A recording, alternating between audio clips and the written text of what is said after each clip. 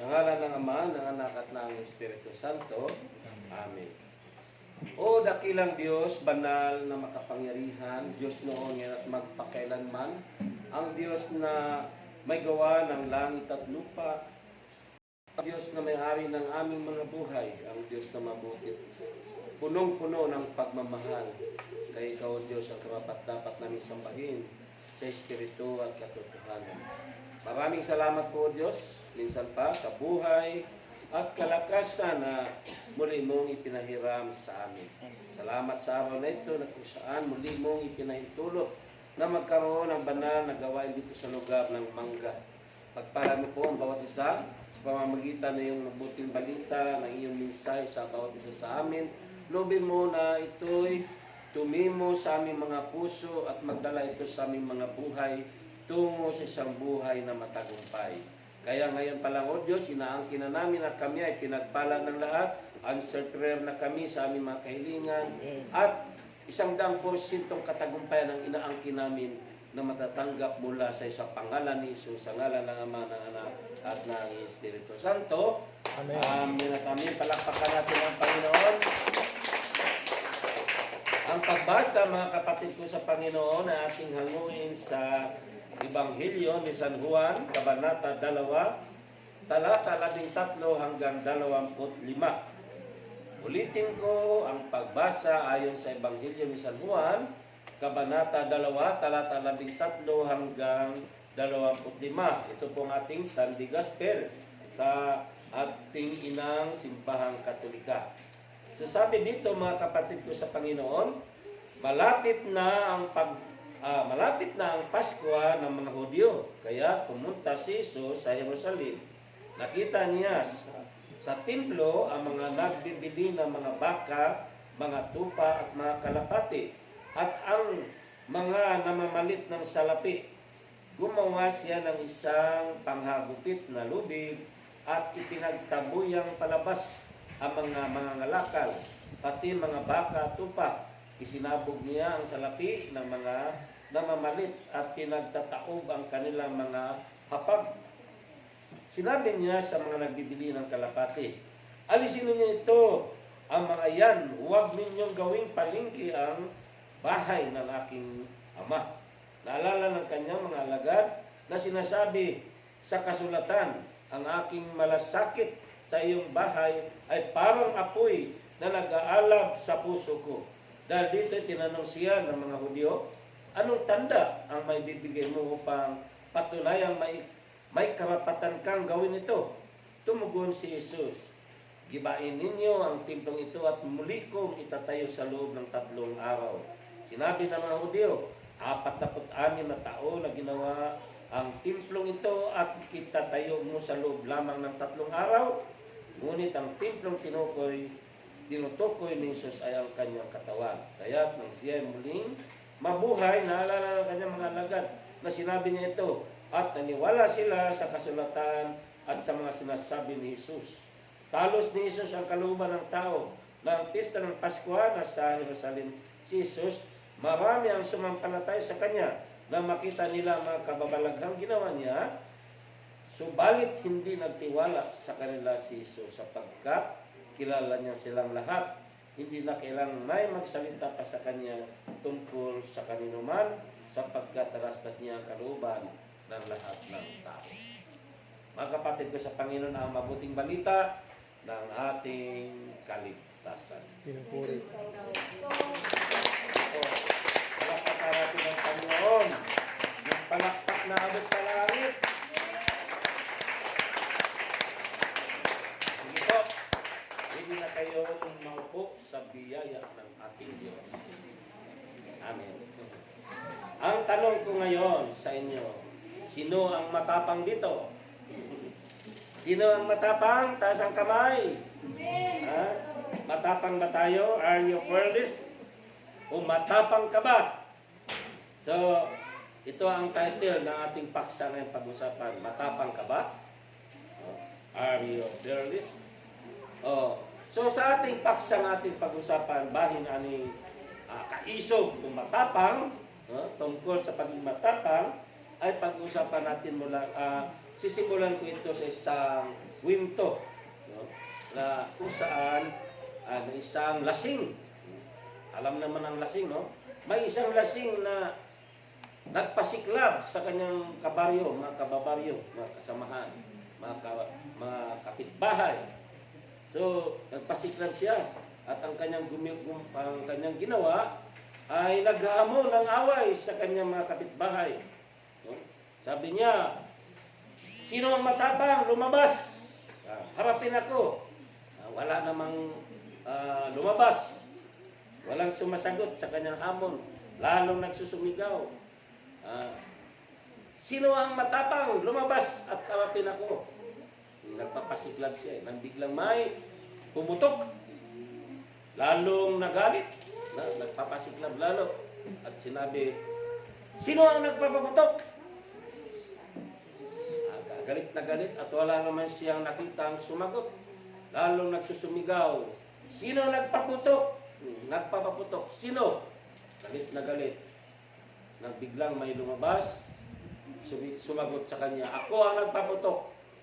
Ay nakita niya, pulis ang nagpapaputok. Bakit? May angal ka, sabi ng pulis. Sabi niya, kasi po nabibingi ako sa putok. Sabi niya. Alam niyo po, ang panuntunan ng tao, pag sinabing matapang ka, ay hindi ka umaatras sa laban. No? Ano mang away, ano mang labanan, hindi mo inaatrasan. Pag hindi ka marunong umatras sa labanan, ang tingin sa iyo ng tao ay matapang ka. Noong araw nga, mga bata noon, alam ko lang kung nangyari pa yan. Noong sa panahon namin, pag sinabi, matapang ka, o sige nga. Hikapa ang iyang tainga, ang dunggan, no? Kablitanay sa dunggan, sa tainga. Panahuli, maggagantihan ng hipo ng tainga. Resulta, away na. So ngayon, sa ating panahon, sa ating paksang pag-usapan, ating titingnan kung anong uri o anong karakter ang Panginoon Kristo meron siya. No? Ating pag-aaralan tungkol sa karakter ng Panginoon Hesus. Bakit natin pag-aaralan? Dahil ang ating Panginoon Kristo ay kilala bilang siya ay maamo, napakabait, malumanay magsalita, o mahinahon, punong-puno ng pag-ibig o pagmamahal ang pagkatao ang ating Panginoon Kristo. Subalit, sa ating pagbasa, sa ating tinanghayang Ebanghelyo ngayon, ating makikita na galit siya. Sa tagpong ito na ating binasa, nagpakita ng katapangan ang Panginoon Hesus ayon sa ating pagbasa. Amen po ba? So bakit kailangan gumawa ng isang bayulinting hakbang ang Panginoon Hesus sa ating pagbasa? No? Ipinakita dito na isang bayulinting pagkilos ang ating Panginoon Kristo. Ang kanyang ginawa, pero mo naman pinagtabuyan, ang mga nagtitinda, itinaob ang mga lamisa, naggawa pa siya ng latigo at pinaglalatigo ang mga nandoon sa simbahan. No? So, ating pagminilayan ngayon sa oras nito, alamin natin ang mga paraan ng pagpapakita ng tunay na katapangan. Tungkol sa katapangan ng ating pag-uusapan. Amen. Nandyan pa kayo? No? Kaya nga pamagat natin, matapang ka ba? Tunay ka ba matapang? Are you fearless? So, una mga kapatid ko sa Panginoon, sa ating paksa, no? Unang-una, ang tunay na matapang ay handang harapin ang kanyang responsibilidad. Amen. Ang tunay na matapang ay handang humarap o harapin ang kanyang responsibility o responsibilidad sa buhay. Increasing responsibilities. So makikita dito kung talagang matapang ang isang tao. Yan ang tunay na matapang, handang harapin ang kanyang responsibilidad. May mga tao duwag pagdating sa mga responsibilidad sa buhay. Amen po ba? Kaya nga ang iba hindi makapag-asawa. Maraming mga lalaki na hindi nakapag-asawa itong matandang binata. Bakit? Takot humarap sa responsibilidad bilang siya ang padre de pamilya. Takot humawak ng mga responsibilidad maging dito sa gawain ng Panginoon. So, anong makikita natin sa mga tao hindi marunong humarap? Yan ay marunong humarap sa kanyang responsibilidad. Duwag. No? Duwag ang mga tao hindi marunong humarap sa responsibilidad. Amen po ba? Pero dito, ipinapakita ng ating Panginoon Kristo ang katapangan. Amen? Alam ng Panginoon Kristo ang kanyang responsibilidad. Ang responsibilidad para sa bahay ng kanyang ama. Amen po ba? Kitang-kita niya kung paano pinawalang bahala o ano pa man ginawang pugad ng magnanakaw, pugad ng ano pa man mga korupsyon, ang tahanan o ang tinasabi nating lugar ng pagsamba, lugar ng panalangin, walang ibang ating simbahan. Ang simbahan sa unang panahon ay lugar ng dalanginan o sinasabi nga tahanan ng Diyos. So, kitang-kita ng Panginoon kung paano nila sinalaula ang tahanan o ang bahay dalanginan. Kaya pinakita naman ng Panginoon Kristo ang katapangan. Hinarap niya. hinarap niya ang kanyang responsibilidad sa kanyang ibig sabihin sa kanya nakaatang ang responsibilidad sa tahanan o bahay dalanginan. Amen po ba? So, naroon na ang malasakit ipinapakita ang malasakit ng Panginoon sa tahanan o bahay dalanginan. Kaya nga gano'n na lang ang galit ng Panginoon sa Kristo sa mga taong naroon. Pero ang galit na yan, hindi galit na talagang sama ng loob, kundi galit, banal na pagkagalit o tamang pagkagalit para maikorik o may tama ang mga maling ginagawa ng mga tao sa panahon. Amen po ba? So, ulitin ko, ang tunay na matapang ay handang harapin ang kanyang responsibilidad. Kaya, alam ni Jesus ang kanyang responsibilidad para sa bahay dalanginan. So, nagpapagawa ang Diyos ng tabernakulo sa mga Israelita noon, sa mga taga-Israel, nasa ilang para saan? Para may lugar sila na kung saan sila ay sasamba, may lugar kung saan maranasan nila o mararanasan nila ang presensya ng Diyos. So yan. So, nung maayos pa ang kanilang kalagayan, gumawa sila ng permanenteng templo na ang layunin ay upang doon sumamba. Ito yung mga ginawa ng mga Israelita noon. Ano nga ba ang espesyal sa templo na ito ng Diyos? Ano bang espesyal dito? Una, naroon ang mga mahusay na guro ng kautusan. Espesyal ang tinatawag natin bahay dalanginan o templo ng Diyos. Una, naroon ang mga mahusay na tagapagturo ng kautusan. Ikalawa, ang sakripisyo o paghandog para sa kasalanan ay doon ginagawa sa templo. Amen? Nandyan pa ba kayo? May kausap pa ba ako dito? So, nandoon sa templo doon ay pinapaniwalaan nila na naroon ang presensya ng Diyos. Naroon ang lugar na kung saan maaaring maranasan mo ang Diyos sa templo ito. Kaya isa po yan sa kadahilanan kung bakit espesyal ang templo. No? Ang templo ng Diyos espesyal dahil ito po ang dito po sa lugar na ito matatagpuan ang mga tagapagturo tungkol sa kautusan. At ang ikalawa ay dito makikita nagsasakripisyo ang tao, pinakita sakripisyo, paghandog para sa kasalanan. No? Doon nagsisisi, doon naghandog para sa kanyang kasalanan ang mga tao sa kanilang panahon. So doon nila pinaniwalaan din na naroon ang presensya ng Diyos. At kahit naman sa ating panahon ngayon di ba?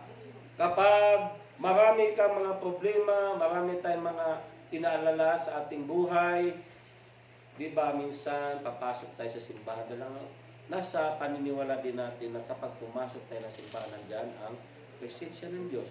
Nandyan natin mararanasan ang pagkilos ng Diyos. Maramdaman mo ang Diyos. Kapag nandyan ka sa Adoration Chapel, manalangin ka ng taimtim, nandyan mo mararanasan. So yan, noon pa man, ganun ang kanilang pagkakilala sa templo. Ganun din sa ating panahon ngayon na kapag dumating ang matitinding problema natin, minsan wala na tayong pag-asa. Pag naisip natin magpadaan tayo sa simbahan, papasok ka sa simbahan dahil naniwala ka na nandyan ang Diyos. Naniwala tayo na nandyan ang presensya ng Diyos at nandyan na pwede tayo makipag-usap sa Diyos. Amen po. So napaka-espesyal ng ng templo ng Diyos.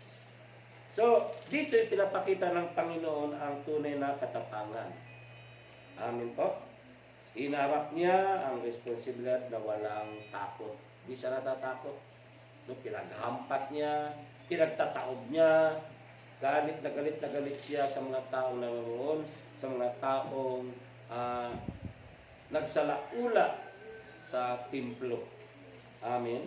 So hindi lang interesado ang ating Panginoon sa isang templong gawa ng bato o simento, bakal man, kundi maging sa templong gawa ng laman. Gawa sa laman, yan po ang ating katawan. Ang ating katawan, ang katawan ko, katawan ninyo, katawan natin lahat. So isa po yan sa pinapakita dito sa ating pagbasa na concern ng ating Panginoon sa templo na kung saan nananahan ang Diyos. Dahil siya, concern siya sa bawat katawan natin na huwag masira, huwag isalaula. Kumbaga sa huwag mong tambakan ng basura. Kasi ang pagpapakita dito sa pagsalaula ng templo ay pinapakita rin dyan. Kung ating dalhin sa ating sariling buhay ang bilang templo na tahanan ng Diyos, ang ating mga sarili at templo ng Diyos, ay tinatambakan mo ito ng marurumi o mga basura, kalat, kasi ang pagsalaula ng templo na yan na ating binasa ay pagpapakita na pagkakalat, kaguluhan, ano pa man, sa ating buhay ganyan. Na kapag tayo ay tinatambakan natin ang ating mga sarili, ng mga basura, ano yon, mga pagkakasala na ginagawa natin sa araw-araw ng buhay. Amen. Sabihin mo natin, bata pa naman ako, wala pang kasalanan. Yung mga batang maliliit na wala pang muwang, yan ang wala pang nagagawang pagkakasala. No? Pero yung tayo na mga dalaga, nagdimilata na, nagkakasala na. Amen.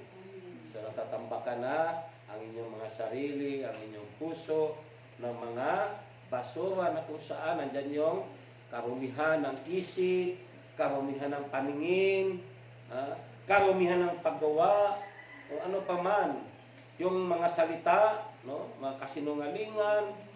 So yan, isa yan sa nagpaparumi sa ating buhay. Kaya nga, ang ating Panginoon ay, concern siya. Hindi lang sa templong bato ng bahay dalanginan, kundi sa templo na kanyang tirahan, walang iba ang ating mga sarili, ang ating mga puso. So ang tunay na matapang, handang harapin ang kanyang responsibilidad. Tayo templo ng Diyos, dapat tayo ay handang harapin ang ating mga responsibilidad sa buhay. Amen. Responsibilidad mo sa sarili, na ingatan mo ang iyong buhay, na huwag itong masira, huwag itong mapariwara. Responsibilidad mo ang sarili mo, na ingatan mo, na huwag masira ito sa pamamagitan ng mga bagay sa mundong ito na hindi ayon sa kalooban ng Diyos. Amen po. So isa yan sa dapat nating titingnan. Matapang ka ba? So may responsibility ka na dapat mong harapin ang iyong sarili. Ano yon? Handa mong harapin ang mga problema mo, mga pagsubok makating sa buhay mo. Amen? Kailangan matapang ka na harapin ito, hindi yung, pag dumating ang problema, ayaw ko nang mabuhay. Ayaw ko na. Suko na ako. Ayaw ko na. Mabuti pa'y mawala na ako sa mundong ito. Mabuti pa'y magbiktima. Mabuti pa'y tumalo na lang ako sa building. Mabuti pa'y tumalo na lang ako sa sapa. O ano pa man. Mabuti pa'y tumalo na lang ako sa bangko. Na may lubi. So, ang tunay na matapang handang harapin ang kanyang responsibilidad. Amen. Katulad ng Panginoon, handa niyang hinarap niya o handa niyang harapin ang kanyang responsibilidad. So pangalawa, mga kapatid ko sa Panginoon, na tunay na matapang. Ang tunay na matapang ay pinaglalaban ang katotohanan. Amen? Ipinaglalaban ang katotohanan at kabanalan. At dito ipinapakita ng Panginoon Kristo. No? Ipinapakita ang tunay niyang tapang. Wala siyang takot na hinarap. No? Unang responsibilidad niya na pangalagaan ng templo, at pangalawa ay pinaglalaban niya ang katotohanan at ang kabanalan. Amen po ba? In upholding truth and righteousness. Diyan makikita na fearlessness. Fearless tayo. Amen? So, maaaring hangaan natin ang mga bayani ng ating bansa dahil nagbuwis ng kanilang buhay noon. No? Ipinaglalaban nila ang kanilang prinsipyo, ano pa man. Ngunit, mas kahanga-hanga ang ginawa ng ating Panginoon sa Kristo. Bakit mas kahanga-hanga? Dahil nanindigan siya sa katotohanan. Nanindigan siya sa katuwiran. Nanindigan siya sa kabutihan. Amen po ba? Sa kabila na ang kapalit nito ay ang kanyang buhay. Sa atin, kapag buhay na nakataya, di na tayo nanindigan sa katotohanan. Pag sabi ka ng totoo, di ba? Naalala ko, may mga taong pinagbibintangan ng mga pulis. Hinuhuli na bintang pa lang. Kumbaga sa suspect pa lang. At ang gagawin ng mga pulis na para umamin ay isusubsub ka sa inodoro, kukuryentehin, kung ano ang gagawin siya, pahihirapan ka. At dahil doon, hindi mo may paglalaban ang katotohanan. Ang mga taong hindi naman gumagawa ng kasalanan, inaamin, sinasabi, ako ang nagnakaw, ako ang bumahasa niyan, ako kahit hindi niya ginawa. Bakit? Huwag lang siyang mapatay, huwag lang siyang mahirapan. Hindi may paglalaban yung katotohanan, hindi niya may paglaban o manindigan, hindi siya manindigan doon sa katotohanan. Pero ang ating Panginoon, pinaglalaban niya. Nanindigan siya. Marami man siyang mga kalaban. Yung, sa amin lang, may mga preacher na pagdating sa isang lugar, anong ginagawa? Imbis na tuturuan ng tao upang magbago ang buhay, minsan aayunan pa ang takbo ng buhay ng mga nandoon. Bakit? Natatakot sila na maapektuhan ang laboratory. May mga taong gano'n. May mga lingkod na gano'n.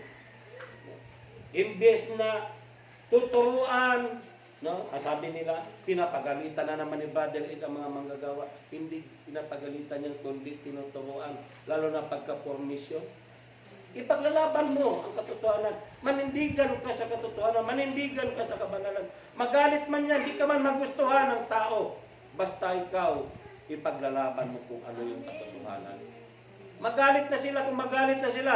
Okay, basta masabi mo kung ano ang dapat mong sabihin na totoo na ayon sa kalooban ng Diyos. Amen? No?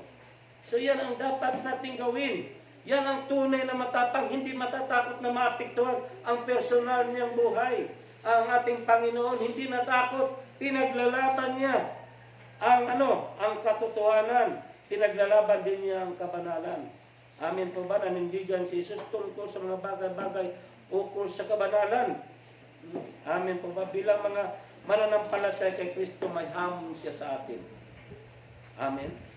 Na lahat na lumakad tayo, dapat tayo lahat ay lumakad sa kabanalan. Amen. Hello. So dapat ganun. Ang problema kasi dahil sa takbo ng mundong ito, dahil sa mga sitwasyon, sa mga pangyayari natin, nawawala ang kabanalan. Sumasakay na tayo sa isyo. Sumasakay na tayo sa anumang pinag-uusapan sa kapanahunan. Hindi na natin may paglalaban ang tungkol sa kabanalan. Bakit? Takot ka, baka hulihin ka. Di ba sa pangyayari natin, sa gawain?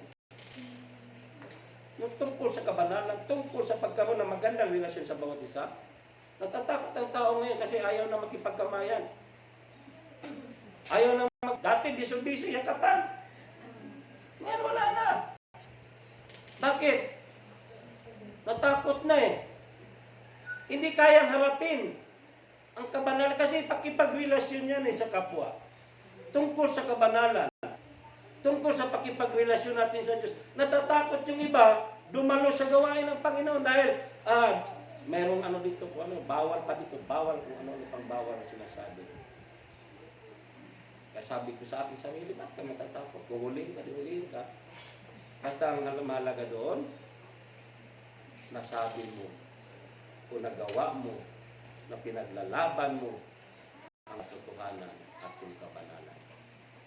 At alam ko yun, na hindi naman tayo pababayaan ng Diyos kapag pinaglalaban natin siya. Amen?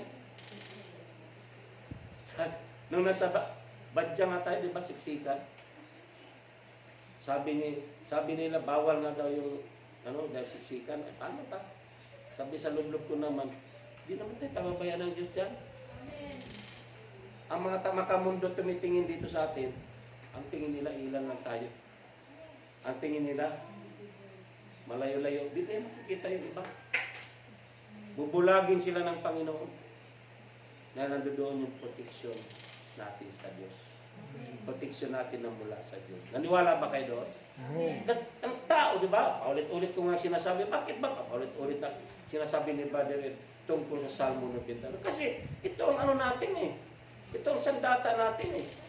Ito ang katotohanan eh. Na kapag tayo tumanggap kay Kristo Jesus, kapag tayo kumikilala sa Diyos, na isinasabuhay natin ang kanyang mga salita, at tapat ka sa kanya, hindi kanya pababayaan. Di ba? At bakit tayo matatakot? Kapag nandun tayo, alipin tayo ng takot, ang mangyayari sa atin, alipin tayo ng demonyo. Alipin tayo ng demonyo. Inuulit-ulit ko yan, na isa lang ang takot na kinalulugdan ng Diyos, yung banal na pagkatakot. Pero kung takot ka, gawin ang mga mabubuting bagay dahil sa isang naguutos o ano pa man, yung kalooban ng Diyos na dapat mong gawin at hindi mo ginagawa, ang tawag sa iyo, duwag. Amen. Duwag kang gampanan ang mga responsibilidad na binibigay sa iyo ng Panginoon. Responsibility mo na pangasiwaan ang gawain ito, pero wala ka. Yun, katulad ng sinasabi ko nga, ang tunay na matapang handang harapin ang responsibilidad na tinatang sa kanya. At ang pangalawa nga, nanindigan ka sa katotohanan. Pinaglalaban mo ang katotohanan. Hindi mo maipagpalit. Dahil sabi nga, hindi kita maipagpapalit sa anumang bagay sa mundong ito. Diba? Hindi natin siya pwede ipagpalit sa anumang bagay. Subalit nangyayari, kitang-kita, pinagpapalit mo siya. Pinagpapalit natin siya. Diba? Kapag may nagyaya lang sa iyo, araw ngayon ng Merkules, may gawain dito sa Mangga, may nagyaya lang sa iyo doon, pumunta ka na, iniwan mo muna pang samantala. Di ka muna umawit, di ka muna pumunta dito sa simbahan. Bakit? Dahil na natangay ka doon sa akay ng mundo. Amen.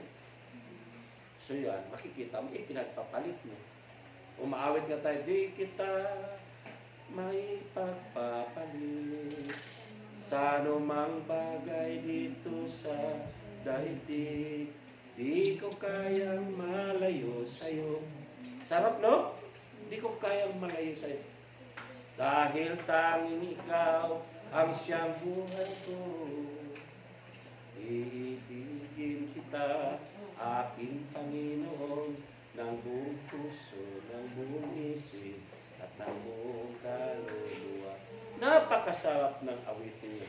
Napakasarap ang pakiramdam na kapag totoo yung binibitawan mong salita. Pero ano nangyayari? Isang araw, wala ka sa gawain.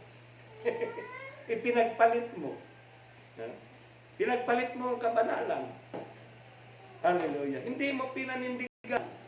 Hindi ka naging matapang na wala ka sa misyon. Amen po ba? No? So, makikita ang tunay na matapang sa taong ipinaglalaban niya ang katotohanan at ang tungkol sa kabanalan. Amen po? Yun po ang pangalawa. No? Tunay na matapang ka kung ipinaglalaban mo ang katotohanan. Ano mang sitwasyon ng buhay, hindi mo ipagpapalit ang Diyos. At ang pangatlo, na tunay na matapang ay ang nanindigan sa kanyang pananalig. No? Magkakaum na yan. Nanindigan ka sa pananalig mo. Na anumang gagawin o anumang sitwasyon, patuloy kang nananalig sa Diyos. Nananalig ka sa Diyos Ama na si walang iba si El Shaddai. Amen. Nangangahulugan na kahit na tayo ay siging pagtawanan dahil sa ating mga pananampalataya, dahil sa ating pananalig, hindi pa rin natin ipinagpapalit ang Panginoong Diyos. Amen po ba? Hindi natin siya ipinagpalit sa ating mga buhay. Tulad nga ni Pablo noon, nanindigan siya sa kanyang pananalig. Paano ba nanindigan si Pablo noon? 2 Timothy chapter 4, verse 6 to 7, ako'y ialay na, dumating na ang oras na pagpanaw ko sa buhay na ito. Puspusan akong lumaban sa paligsahan. Natapos ko na ang dapat kong takbuhin, na natili akong tapat sa pananampalataya. Paano yon? Nanatiling tapat sa pananampalataya. Tayo ba'y tapat sa ating pananampalataya, sa ating pananalig? Dapat maging tapat tayo. Anong ibig sabihin tapat? Ganyan sinasabi niya sa Salmo nga ang tapat na, aking ililigtas ang tapat sa akin. Pag sinabing tapat, walang kasinungalingang ginawa. Walang tinatagong ginagawa. Walang lihim na ginagawa. Tapat, puro katotohanan, walang kasinungalingan. Hindi marunong magsinungaling. Hindi marunong gawa ng kwento. Hindi mananahi ng kwento. Kasi sa ating panahon, maraming mananahi. Mananahi ng kwento. Gumagawa ng kwento na hindi totoo. Diba? Maraming taong nasisira dahil sa mga mananahi ng kwento. Nasisira ang buhay. Bakit? Kung ano-anong ginagawang kwento. Amen.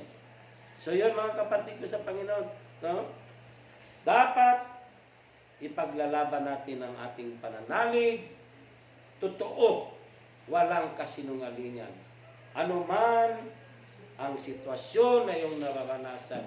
Kahirapan, wala ka mang pambiling bigas, wala ka mang pambili na kung ano pa man pangangailangan mo, naninindigan ka sa iyong pananampalataya. Amen po ba? Hindi mo siya ipinagpalit. Sige na nga. Total, isang beses lang naman. Sama na ako sa iyo.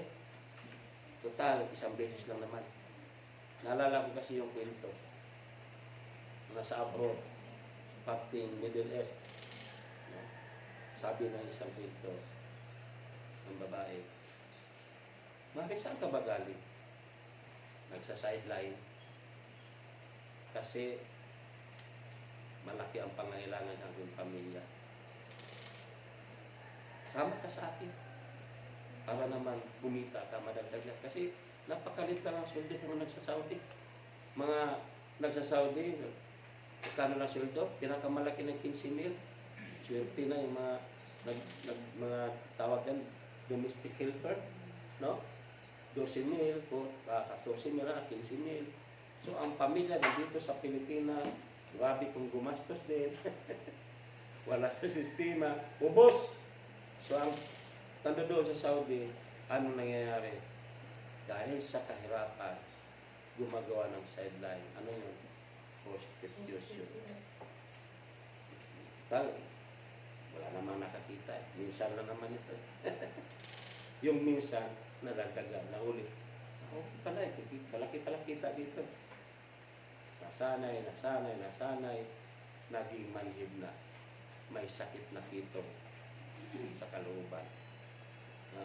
May sakit na kitong sa kalooban. Kasi manhid na, hindi na marunong makonsensya. Kasi nasanay nang gumawa ng mga pagkakasala, kasinungalingan. So yan, mga kapatid ko sa Panginoon. Anong ibig sabihin? Ba't ko ba naikwento yun? Dahil maraming tao na ipinagpalit ang kanilang pananalig sa Diyos. Kasi ang totoong nananalig sa Diyos, tapat, hindi gagawa ng kalukuhan. Hindi gagawa na kung anong pamag. Hindi gagawa ng under the table. Hindi gagawa para kumita ng malaki. Para lang matustusan ang kanyang pangailangan. Anong ibig sabihin? Tapat ka sa Diyos. Di bali, Lord. Basta ako, nanindigan ako na hindi mo pababayaan. May darating kang biyaya sa akin. Amen. Ganyan ang ating pananalig. Yung tapat, saka sabi nga, ang nanatili hanggang wakas, o ang nanatiling tapat hanggang wakas. Ayan, di ba? Ang siyang maliligtas. Kasi maaaring tapat tayo ngayon, pagka kinabukasan na wala nga katapatan. Di ba, parang mag-asawa ba? Una, nagmamahalan, tapat sa isa't isa, o kaya mag-boyfriend, no? Magkasintahan, tapat sa isa't isa. Tuwan-tuwa sa isa't isa. Nagkaroon na ng layo ng kaunti, nawala ang katapatan. Diba? Nawala ang katapatan, kaya hindi nagkakatuluyan dahil nawala eh. Nawala na yung katapatan sa isa't isa. Ang mag-asawa ganyan din. Una, tapat na tapat. Bandang huli, nakikitapat sa iba. No? Sa ganyan, ang ibig kong sabihin na dapat maging tapat tayo. Na wala tayong ginagawang pagkukunwari, wala tayong ginawang lihim sa buhay na ito. Nanatili tayong tapat sa Diyos. Amin po. Sa totoo lang, mahirap maging tapat. Totoo yan, pero walang imposible kung kasama natin ang Diyos. Kung kasama natin ang presensya ng Diyos. Kaya nga, napakahalaga ang presensya ng Diyos sa ating buhay, yung pamamagitan ng banal na Espiritu natin, natanggap natin na dapat ito ang lagi nating hingin, Lord, samahan mo ko, samahan mo ko ng iyong banal na kapangyarihan ng Espiritu mo na patuloy na gumabay sa akin sa araw-araw kong buhay upang hindi ako madala ng tukso. Kasi anumang tibay na pag-usapan nga namin ni Brother Erwin na minsan nandiyan dyan ang tukso. Sabi kanina ni Brother Erwin, ano talaga kasi sabi nga niya, kapag tapat ka talaga, hindi mo magagawa yon. O totoo yun. Pero sabi ko nga, kahit anong kabuti mo, kahit anong kabuti ng isang tao, nadadala pa rin ang tukso. Kaya napakahalaga na ikaw ay nandyan sa presensya lagi ng Diyos. Bakit ko nasabi? Walang tao, kahit nung araw, yung mga taong lingkod ng Diyos, na sinasabi natin, man of God, katulad nila Haring David, pero lahat yan, mula kay Abraham at ano pa man, nandyan may mga kamalian pa rin ginagawa. May kamalian na nagagawa. Si Haring David, na kung saan tinatawag na may pusong katulad sa Panginoon, ano nangyari? Natukso pa rin. Amen. Tandaan natin, gagawa tayo ng paglabag sa Panginoon, paglabag sa kalooban ng Diyos, may kaparusahan na darating sa buhay natin. Kaya, ingatan natin na hindi tayo magkasala o hindi tayo makalabag sa kalooban ng Diyos. Na dapat ipaglalaban natin ang ating pananalig na maging tapat tayo sa Diyos.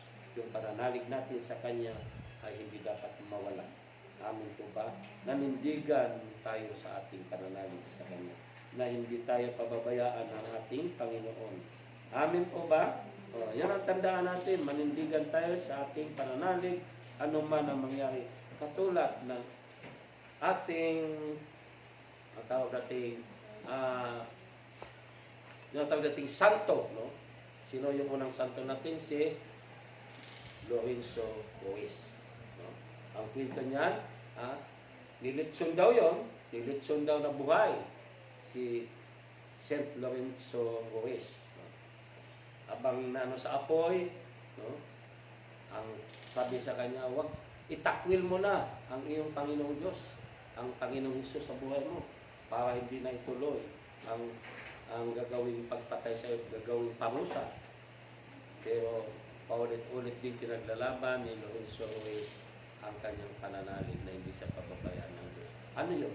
Di mamatay man siya. Di ba porket namatay ang tao ay pinabayaan ng Diyos? Hindi yun ang dahilan. Hindi yun ang ibig sabihin. Na porket namatay ang isang tao, pinabayaan ng Diyos. Hindi. Pinahintulutan ng Diyos yan. Ang tao na mawala na dahil sa ayaw na niyang magkasala ang tao niya. Isang ganyan. Amen. Ikaw ay okay na, kaya nga, tapos ka na, sa mundo ito kukunin na kita. Kaya ang ating unang santo, si Saint Lorenzo Ruiz nga, pinaglalaban niya. Nandoon yung kwento nga, binubunot ang kanyang mga kuko, binubunot ng flies, hallelujah. Ang sakit kaya naman, iniisa-isa ng bunot. Pero tulad yan ang naunang kwento ko kanina, ang mga polis, minsan ang tao, kahit hindi naman niya kasalanan, inaamin dahil sa hirap na dinanas. Tinorture, ganon din ang ginawa kay Lorenzo Ruiz. Pero anumang ginawang pag-torture sa kanya, ng kanya mga kaaway, hindi niya isinurinder ang kanyang pananalig sa Diyos. Hindi niya ipinagpapalit ang kanyang pananalig sa Panginoon. Amen po ba? So yan mga kapatid ko sa Panginoon, dapat natin gawin. Ano mang mga sitwasyon na darating sa ating buhay, manindigan tayo sa ating pananalig sa Diyos. Tulad ng ating Panginoon sa Kristo, nanindigan siya sa kanyang pananalig, lalo na dito sa ating tinunghayang pagbasa. No? Maraming magagalit sa kanya, hindi siya natatakot. Amen po ba? Ipinapakita niya na siya ay matapang. Ang tunay na matapang, ulitin ko, nanindigan sa kanyang pananalig. Maging maggalaman ito sa kanyang kamatayan. Amen po ba? Amen.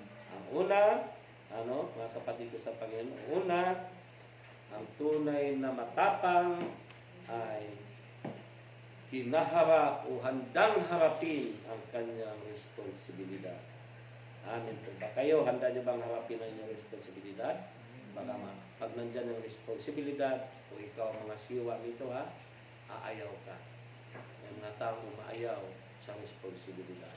Ayaw ko. Maging coordinator ka kasi wala ko. Ayaw. Atin na lang ako. Mag-choir ka. Ayaw. Ayaw. Kinig lang ako. Okay lang ako, Brad. Responsibility. Harapin mo yan dahil ibinigay siya ng Panginoon yan. May mission ka katulad ng Panginoon Kristo. Mission niya na siya ang may responsibilidad sa templo dito sa lupa. Amen. Ikaw, pinili ka maging choir, kailangan harapin mo na ang responsibilidad mo. Umawit ka sa taat na awitin. Amen. Matapang ang isang taong kayang harapin ang anumang responsibilidad sa kanyang buhay. Amen. Ang ikaduha, ang tunay na matapang ay pinaglalaban ang katotohanan at kabanalan. No? Pinaglalaban. Paglaban mo ang katotohanan. Ito ang totoo. Hindi talaga ako pumatay. Hindi ako ang nagnakaw. Hindi ako ang kumuha. Hindi yung, sige ako na. Bakit? Ayaw mong masaktan. Ayaw mong mapalo o mahirapan. Kaya nga, hindi mo kayang labanan. Hindi mo kayang panindigan ang katotohanan. Ang pangatlo, ay tunay na matapang ay nanindigan sa kanyang pananalig. Anumang kahirapang dinaranas, hindi nagnanakaw, hindi nandadaya, tuloy-tuloy na nananalig sa Diyos. Tuloy-tuloy na gumagawa ng mga bagay na ayon sa kalooban ng Diyos. Ano ba? So itong tatlong ito mga kapatid ko sa Panginoon, ito lang ang aking ibabahagi ngayon sa hapon ito. At loobin nawa na tumimo sa ating puso ang paksa nating pinag-uusapan ngayon na kung saan ito masasabi ko na tunay nga kayong mga matatapang. Amen po ba? So tumayo na tayo mga kapatid ko sa Panginoon.